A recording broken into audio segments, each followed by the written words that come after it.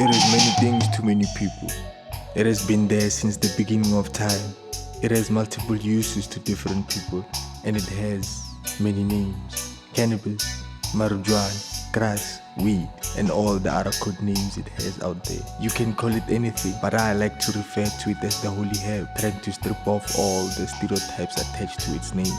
The relationship between mankind and the holy herb extends back to literally the dawn of civilization. Yet, I ask myself, why is it still portrayed negatively by our country, governments, politicians, community members, and even families? Saying things like a lazy stone, a low life, you will soon start using more drugs. It's gonna give you anxiety, it's gonna change who you are.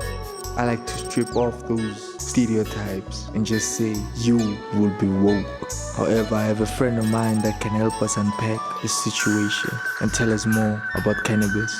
Dr. Robert Jacobs from Sacred Ground Health Shop. So what we're gonna do is take a drive to Centurion and let's hear what the doctor has to say about cannabis.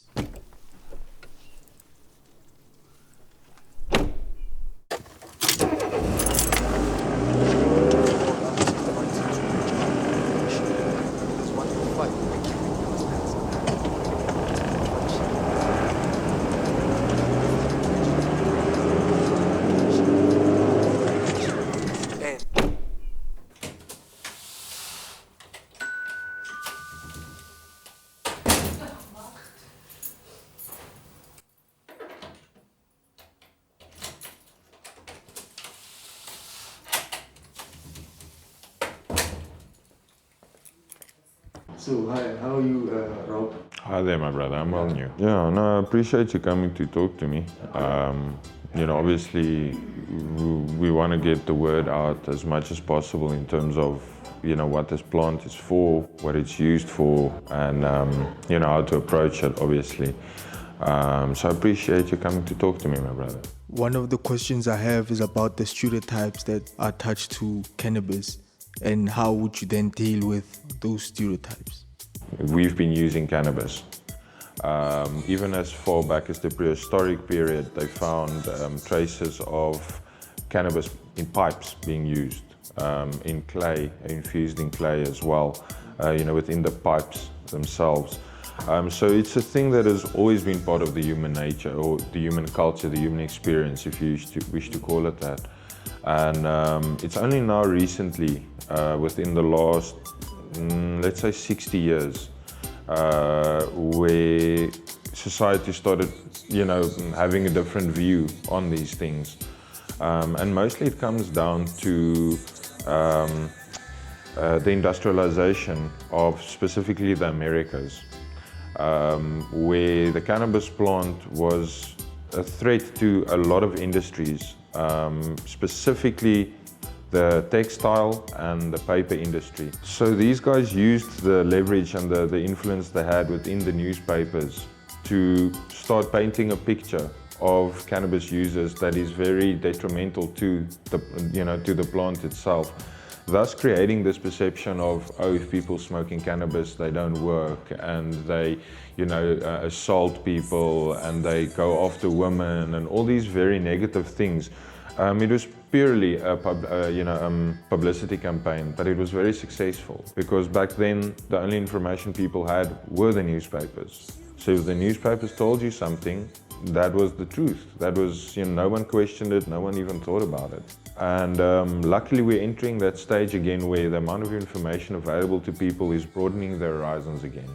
So now we are entering that period again where people are saying, whoa, wait, let's see, because from my experience, this is not the way it is. So a lot of it comes down to how society as a whole is moving. The individual stigmas and things attached to it is one question, but the main thing is, what is society as a whole moving towards? Are they becoming more receptive to the information being sent to them, or is it like 20 years ago where people weren't even willing to look at the evidence? To put in a broad perspective, it's a matter of the society and their perspective, and what can we do for the collective to change these views? Not so much the individual, but more the collective view. And that is busy changing. We are making progress. What you're doing right now is also a really good thing in terms of actually just getting the word out, having people realize, firstly, that this is not a drug, it's a medicine. It's been a medicine in South Africa, a registered medicine since 1956. And it's also been classified as a food in South Africa since 1923. So if you go by just these two matters, it's proven that this plant is food and that this plant is medicine. And that is the perception that we take. I myself have been a traditional healer for 13 years, practicing. What we're trying to do is to make people aware that what they're using is they're actually using a medicine. The research is there to prove.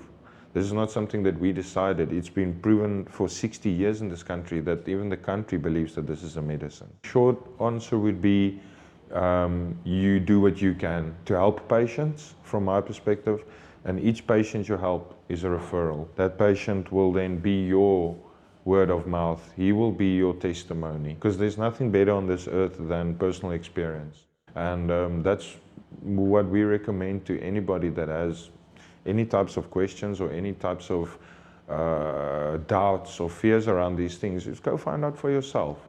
We change our perceptions based on our actions or based on our experiences. So unless someone has an experience to change their mind, they're not going to change their mind. So yeah, that would be the best recommendation. Yes, Doctor, that is so powerful. In closing, what would you say about the future of cannabis? We are entering an age of healing within this planet. We've entered an age at the end of last year that is going to last for roughly 400 years. These astrological cycles are sometimes very long. We have, as humans, have now left or ended the age in which we feel we need to control our environment in order to show our superiority. We are entering the age of the healers now, and nobody should underestimate what they're doing to benefit humanity as a whole. We all do our little pieces and we do what we can. My piece is to try and spread awareness through the energy work that I do and through the medicine that we provide people, to allow them to be their fullest selves, and in turn they will then help people. And it's a ripple effect. Every person you help in life will help another person. And if we all do that, in 10, 20, 30, 40 years from now, I think we're looking at a very, very bright future. Yeah, I look forward and I wish everyone the best.